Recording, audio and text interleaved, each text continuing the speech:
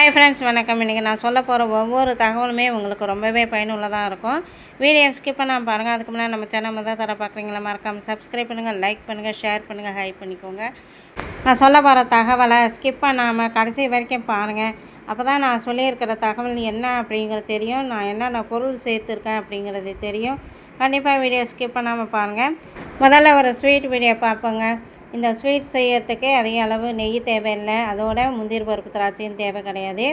எப்படி செய்கிறேன் அப்படிங்கிறது பார்க்கலாங்க. இதுக்கு நான் 3 கேரட் எடுத்துருக்கேன்.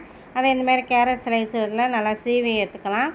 ஒரு பேனில் இந்த கேரட்டை நல்லா வதக்கி எடுத்துக்கலாங்க. அப்போ தான் பச்சை வாடை இல்லாமல் இருக்கும். குக்கரில் கூட வேக வைக்க வேண்டியதில்லை, இந்த பேன்லேயே நான் செஞ்சு காட்டுறேன் பாருங்கள். இந்த ஸ்வீட்டை 2 கப் அளவுக்கு பால் ஊற்றிக்கலாம். நல்லா திக்கான பாலாக ஊற்றிக்கோங்க. இந்த பால்லையே இந்த கேரட்டை நம்ம வேக வச்சுக்க போகிறோம். கொஞ்சம் கூட தண்ணியும் சேர்க்க போகிறது கிடையாது. அதனால தான் 2 கப் அளவுக்கு பால் சேர்த்துருக்கிறது. இப்போ கேரட்டு இந்த பால்லையே நல்லா வெந்துடுச்சு. இந்த வெந்த பிறகு இதில் ஸ்வீட் சேர்க்கணும். 1 கப் அளவுக்கு ஜீனி சேர்த்துக்க போகிறேன். ஸ்வீட்டும் மீடியமாக இருந்தால் தாங்க சாப்பிட நல்லாயிருக்கும். அதிக அளவு ஸ்வீட் இருந்தாலே இந்த ஸ்வீட் சாப்பிட முடியாது. இன்றைக்கி நான் கேரட் அல்வா தாங்க செஞ்சு காட்ட போகிறேன். பாருங்கள், சூப்பராகவே கேரட் வெந்துடுச்சு. இப்போ 1 ஸ்பூன் அளவுக்கு மட்டும் நெய்யை ஊற்றிக்கலாங்க. கொஞ்சமாக ஏலக்காய் பவுடர் சேர்த்துருக்கேன். எல்லாம் சேர்த்துட்டு இது மாதிரி நல்லா வதங்கி இது மாதிரி திக்காகிற வரைக்குமே வேக வச்சுக்கணும். இந்த கேரட் அல்வா நல்லா வெந்தால் தாங்க சாப்பிட்றதுக்கு நல்லாயிருக்கும். கேரட் அல்வா சூப்பராக ரெடி ஆகிடுச்சு. இந்த லீவ் நல்லா பசங்களுக்கு இது மாதிரியான ஸ்வீட் செஞ்சு கொடுத்தா ரொம்பவே விரும்பி சாப்பிடுவாங்க. இந்த மாதிரி ஸ்வீட் செஞ்சால் ஒரு 10 நிமிஷத்துலேயே செஞ்சு முடிச்சிடலாங்க. ரொம்பவே ஈஸியாக குயிக் டைமில் செஞ்சு முடிச்சிடலாம். கண்டிப்பாக ட்ரை பண்ணி பாருங்கள். நான் சொன்ன அளவுலேயே நீங்கள் பொருள் சேர்த்து இதை செஞ்சீங்கன்னா சூப்பராகவே இருக்கும். கண்டிப்பாக செஞ்சு பார்த்துட்டு எப்படி இருந்தது கமெண்ட்ஸு சொல்லுங்கள். அடுத்தது இந்த மாதிரி ஒரு குழம்பு கண்டிப்பாக ட்ரை பண்ணி பாருங்கள்.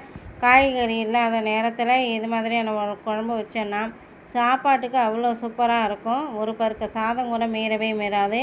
டேஸ்ட்டும் அவ்வளோ சூப்பராக இருக்கும். ஒரு பேனில் இல்லைன்னா ஒரு வானலில் 3 ஸ்பூன் அளவுக்கு நல்லெண்ணெய், 1/4 டீஸ்பூன் அளவுக்கு ஜீரகம், 1/4 டீஸ்பூன் அளவுக்கு வெந்தயம் சேர்த்துட்டு கொஞ்சமாக மிளகு சேர்த்துருக்கேன். ஒரு 3 வெங்காயத்தை கட் பண்ணி சேர்த்துருக்கேன். 2 தக்காளி எல்லாத்தையும் சேர்த்து வதக்கிக்கலாங்க.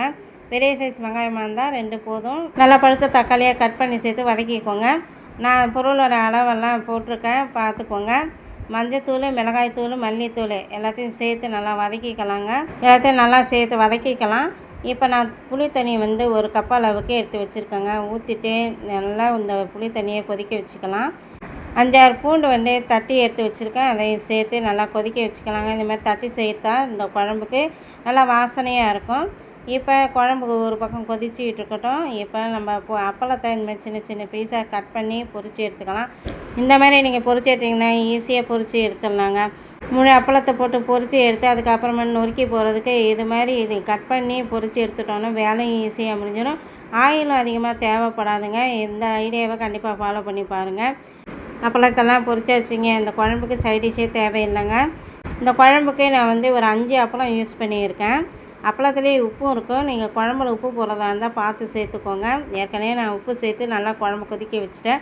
குழம்பு கொஞ்சம் திக்கான பதம் வந்த உடனே அப்பளத்தை போட்டுடுங்க. ஏன்னா அப்பளம் போட்ட பிறகு குழம்பு இன்னமுமே திக்காகும், அதில் இருக்க உப்பும் இறங்கும். அதனால் குழம்பு கொஞ்சம் தண்ணியாக இருக்கிற ஸ்டேஜில் இந்த அப்பளத்தை போட்டு நீங்கள் இந்த வேக வச்சிங்கன்னா ஈக்குவலாக இருக்குங்க. இப்போ நான் காட்டியிருக்கேன் பாருங்கள். அப்பளத்தை போட்டுட்டு கொஞ்சம் நேரம் தான் வச்சுருந்தா நல்லா குழம்பு திக்காச்சு. காய்ச்சின நல்லெண்ணெய் கொஞ்சம் சேர்த்துருக்கேன், கருவேப்பிலை சேர்த்துட்டு குழம்ப இப்போ அடுப்பு ஆஃப் பண்ணிட்டேன். இருந்தாலும் காய்கறி இல்லாத நேரத்தில் இந்த குழம்பு ஒரு தடவை ட்ரை பண்ணி பாருங்கள். இதோட வீடியோ ஷார்ட்ஸ்லேயும் போட்டிருக்கேன், பாருங்கள். அடுத்தது இன்றைக்கி ஒரே டிஃபன் ஐட்டம் தாங்க செஞ்சு காட்ட போகிறேன். இது மாவு பாருங்கள், அவ்வளோ சூப்பராக இருந்தது. இது திருச்செந்தூர் ப்ராடக்டில் வாங்கின இடியாப்பம் மாவு தாங்க. அதிகமாக இந்த ப்ராடக்ட் பற்றின வீடியோ நான் ஷேர் பண்ணுறது கிடையாது. இன்றைக்கி நான் ஷேர் பண்ணியிருக்கேன். இடியாப்பமும் அவ்வளோ சாஃப்டாகவும் சாப்பிட்றதுக்கு டேஸ்ட்டாகவும் சூப்பராக இருந்துச்சுங்க. மாவும் சரி, அந்த அச்சில் புழியறதுக்கு ஈஸியாகவே வந்துச்சு. எனக்கு அவ்வளவு ஒரு சந்தோஷமாக இருந்தது. ஏன்னா இடியாப்பம்னாலே கொஞ்சம் எனக்கு பிழியறதுக்கு கஷ்டமாக இருக்கும். எண்ணெய் சேர்த்து பிழிஞ்சு தான் நான் ரெடி பண்ணுவேன். ஆனால் இதில் தண்ணியும் உப்பு மட்டும்தாங்க சேர்த்தேன். சரசரன்னு புழியறதுக்கு வந்துடுச்சிங்க. நான் வீடியோவில் காட்டுறேன் பாருங்கள். அப்போ உப்பு சேர்த்த தண்ணியை சேர்த்து நல்லா மிக்ஸ் பண்ணிவிட்டு இடியாப்பம் அச்சில் போட்டு பிழிஞ்சோன்னா கொஞ்சம் கூட சிரமம் இல்லாமல் இருந்துச்சுங்க. நிறைய பேர் எண்ணெய் தடவிட்டு பிழிங்க அப்படின்னு சொல்லுவாங்க. எண்ணெயை தடவ வேண்டியதில்லை, எண்ணெய் சேர்த்தும் நம்ம மிக்ஸ் பண்ண வேண்டியதில்லை. இப்போ நான் பிழிஞ்சு காட்ட பாருங்கள். சரசரன்னு நூல் மாதிரி அப்படியே இடியாப்பம் இருந்துச்சு பாருங்கள். ரொம்ப நாளாக எனக்கு ஆசைங்க, இது மாதிரி நூல் மாதிரியான இடியாப்பம் சாப்பிட்ணுன்ட்டு. கடை மாவு வாங்கினேன்னா கொஞ்சம் அழுத்தமாக இருக்கும். ஏன்னா புழியறதுக்கு ஈஸியாக இருக்கணும்னு சொல்லி கொஞ்சம் எண்ணெய் சேர்த்தெல்லாம் நான் புழிவேன்.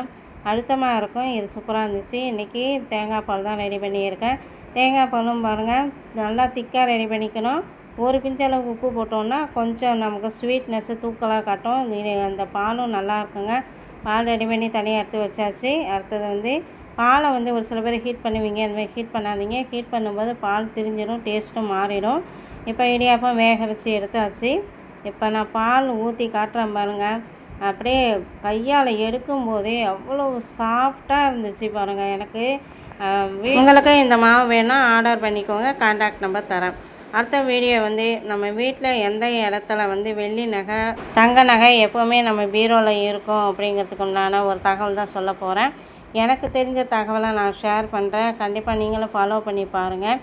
அதே போல் இந்த நகைகளை எந்த இடத்துல வச்சா நமக்கு வந்து மீண்டும் மீண்டும் தங்க நகை வெள்ளி நகை சேரும் அப்படிங்கிற தகவலையும் நான் சொல்ல போகிறேன். வீடியோவை ஸ்கிப் பண்ணாமல் கடைசி வரைக்கும் பாருங்கள். செல்வங்கிறது நமக்கு வந்து நகைங்க மட்டும் இல்லைங்க, சந்தோஷத்தையும் கொடுக்கக்கூடியது, வீட்டில் அமைதியை கொடுக்கக்கூடியது, நம்பிக்கையை கொடுக்கக்கூடியது. இது இருந்தாலே போதுங்க, நமக்கு அப்படி ஒரு சந்தோஷம், ஒரு தன்னம்பிக்கையே வரும். இந்த நகைங்க நம்ம விட்டு போகாமல் இருக்கிறதுக்கு சூப்பரான ஐடியாக்கள் சொல்கிறேன் பாருங்கள். நீங்கள் வெள்ளி நகையை வந்து சேரணும் அப்படின்னு நினச்சிங்கன்னா ஒவ்வொரு வெள்ளிக்கிழமை அன்றைக்கும் பூஜை அறையில் அந்த வெள்ளி நகைகளை வச்சு பூஜை பண்ணி நீங்கள் பீரோவில் வச்சிங்கன்னா உங்களுக்கு வெள்ளி நகைங்க எப்போவுமே சேர்ந்துக்கிட்டே இருக்கும். அதே மாதிரி உங்களுக்கு தங்கம் சேரணுன்னா மகாலட்சுமி அருள் கிடைக்கணுங்க. எப்போவுமே வெள்ளிக்கிழமை அன்றைக்கி செவ்வாய்க்கிழமை அன்றைக்கி மகாலட்சுமிக்கு நீங்கள் பூஜை பண்ணிக்கிட்டே இருக்கணும். மகாலட்சுமிக்கு பூஜை பண்ணாமல் இருக்கவே கூடாது. அதே மாதிரி மகாலட்சுமிக்கு நம்மளால் முடிஞ்ச ஏதாவது ஒரு நைவேத்தியம் செஞ்சு வச்சு படைக்கணும். அதே மாதிரி நீங்கள் வைக்கிற அந்த டப்பா இருக்குது பார்த்தீங்களா, அதில் வந்து பச்சை கற்பூரம், ஏலக்காய், அந்த பீரோவில் வைக்கிற இடத்துல பச்சை கற்பூரம், ஏலக்காய் வச்சு நீங்கள் இந்த நகைங்களை வைக்கும்போதும் நமக்கு வந்து இந்த நகைங்க சேர்ந்துக்கிட்டே இருக்கும். அதே போல் இந்த நகை வைக்கிற இடத்துல ஒரு குங்குமம், மஞ்சள் டப்பாவை சேர்த்து வைக்கிறதும் நகைங்க சேர்ந்துக்கிட்டே இருக்கும் அப்படின்னு சொல்லியிருக்காங்க.